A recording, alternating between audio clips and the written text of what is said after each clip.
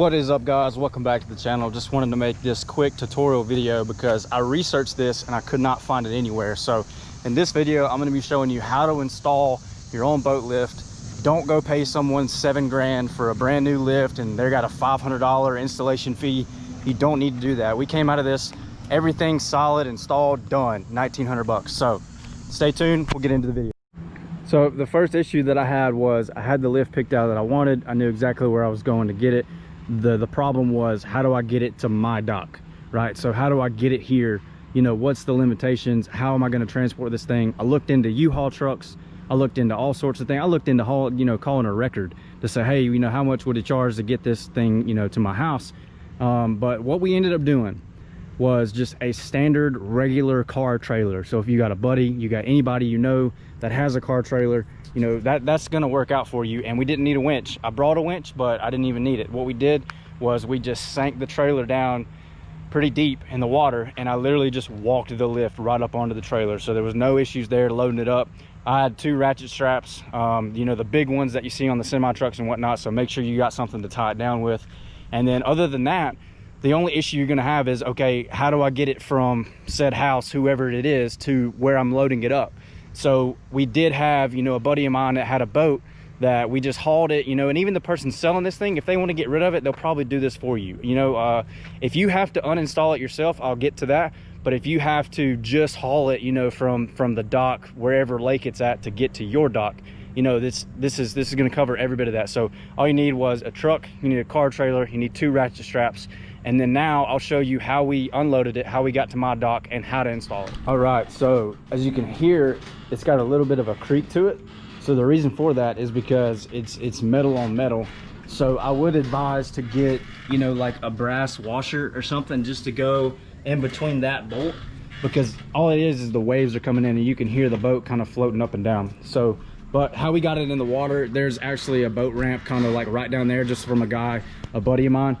And so I unloaded it, and then we didn't haul it over here with a boat. We actually just swam it over because it was so close. So that's how, you know, we just swam it over here, pulled it right in the dock. Make sure you put the bars at the front. We actually installed it backwards the first time.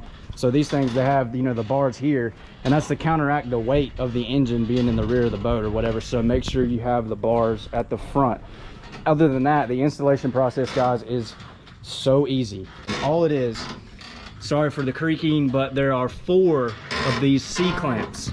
So what's a C-clamp? The C-clamp literally just, you got a clamp here, you got a bolt here with a lock nut, and there's 4 of those. And then this thing is just, you know, a standard bolt with 2 nuts on the back of it. One of them is a lock nut. Make sure yours has a lock nut so it can't come off. Other than that, that's it. I mean, how we got it, you know, the way we did this was we put this one on, we put that one on, we got the bars connected to the front first, and then we came over here and we installed this one, you know, kind of where it was, and then we went ahead and installed the other clamp on the other side, and then I just grabbed that bar to get it lined up right there. So the only issues that we really had, well, other than putting it in backwards the first time because we had no idea what we were doing, was we couldn't get it to fit. You know, like the way that I first had it, as you can tell, when I lower this thing down from the way the hinges are, you can tell that it's going to go down that way, right? So the way it was at first was that the whole entire lift was basically over here. So this was staying in the same spot. If you lifted this lift up and put it over here, that's where it was. So the issue was the nose of the boat would come to the front, but as it went up, it went that way. So I'll get into how to change that. It's a little complicated, so make sure, you know, that this spot, that you don't lose me in this spot, or I don't lose you, sorry. So where this thing connects back here, this bolt right here, so you got a bar that runs all the way down, and you got this bar right here. So all you have to do to be able to, you know, change the direction of which way this thing falls is unbolt this, take that bar all the way around, and then bolt it back up. So I know that that's kind of confusing, kind of a little bit. It took me a second to visualize it, but guys, I was about to move tanks. I was about to change all these things because I needed to scoot the boat back because I was too far forward, but I couldn't, you know, I couldn't scoot it back because of, you can see right here, I got a tank right here. So I couldn't move my clamps at all. But these things are, you know, that you can choose which direction they fall by adjusting that back there.